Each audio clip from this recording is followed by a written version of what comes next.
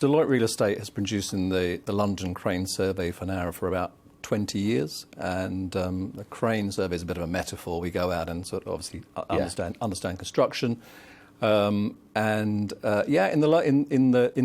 the recent period we've seen a significant amount of construction. So the fact we've dropped 9% in this last period to 12.6 million square foot of construction, as you say, is really a function of some of that construction, coming to a conclusion. Yeah. And we've seen a slight decline in the sort of the amount of construction that's starting. So the tagline for the survey this year is sort of approaching with caution. I think developers are sort of, taking things forward slightly more cautiously. But not panic stations? Absolutely not. The 12.6 million is where we're at. The long-term 10-year average is 10 million. So we're still well above that. So there's no great decline in that sense. And very interestingly, over the last 6 months, while developments in the city have sort of slowed down by about 11% on 6 months ago, and the West End up 20%. Yep, no, that's true. So there's almost more starts in the West End than we've ever recorded before.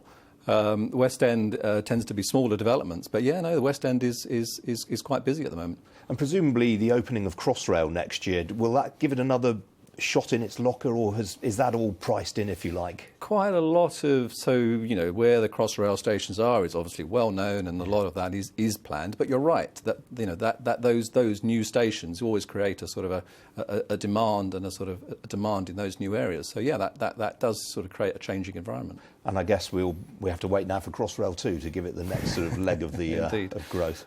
What about the cost of building materials? Is that having much of a bearing on activity?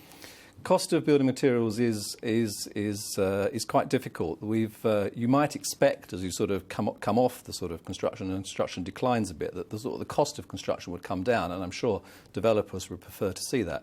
The reality is, though, that combination of the impact of Brexit and the decline of sterling has meant many of the materials that we buy, if we buy them from Europe or buy them from the US, are actually costing us sort of 20% more. So material price has added into some of the cost increases we've seen in recent years. So actually construction prices, we do a complementary survey at the same time and go out to about 300 sort of trade contractors and subcontractors in the market to understand how they see the market.